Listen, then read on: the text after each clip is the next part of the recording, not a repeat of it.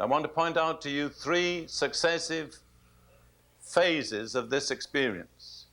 First of all, the Holy Spirit descended like a mighty wind and filled all the house where they were sitting. Bear in mind that linguistically the word baptize means to dip or to immerse. This is an unquestionable linguistic fact. So every baptism has to be an immersion. Baptism in water is an immersion in water. But baptism in the Holy Spirit is an immersion in the Holy Spirit. You see, baptism in water, you go down into the water and come up out of it. But baptism in the Spirit comes down upon you and immerses you from above. You can compare going down into a swimming pool, being baptized, or walking under Niagara Falls. Each of them is an immersion. But the second one is an immersion from above. I remember the first time I watched Niagara Falls, I said to myself, you couldn't be half a second under that without being immersed.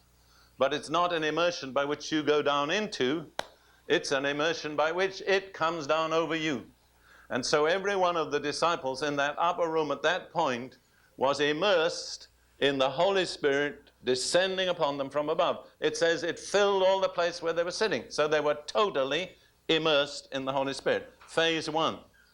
Phase two, it says they were all filled with the Holy Spirit. Each one received the Holy Spirit within to the point of being filled. And phase three is what I call the overflow. They began to speak with new languages as the Spirit gave them to speak. In Matthew 12:34, Jesus says this, out of the abundance of the heart, the mouth speaks. In other words, when your heart is filled to overflowing, the overflow will take place through your mouth in speech.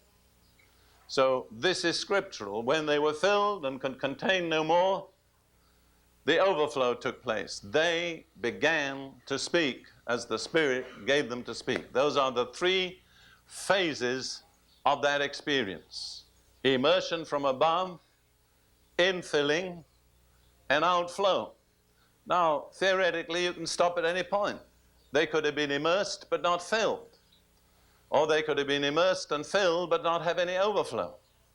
But my question is, why settle for less than the best? I often preach to Catholics. And when I do so, I always remind them that their two favorite figures in the New Testament, Mary and Peter, both received it that way. And I say to them, if that's how they received it, why should you receive it any other way? And when I've put it that way, I've seen hundreds of Catholics receive the Holy Spirit in the next few minutes.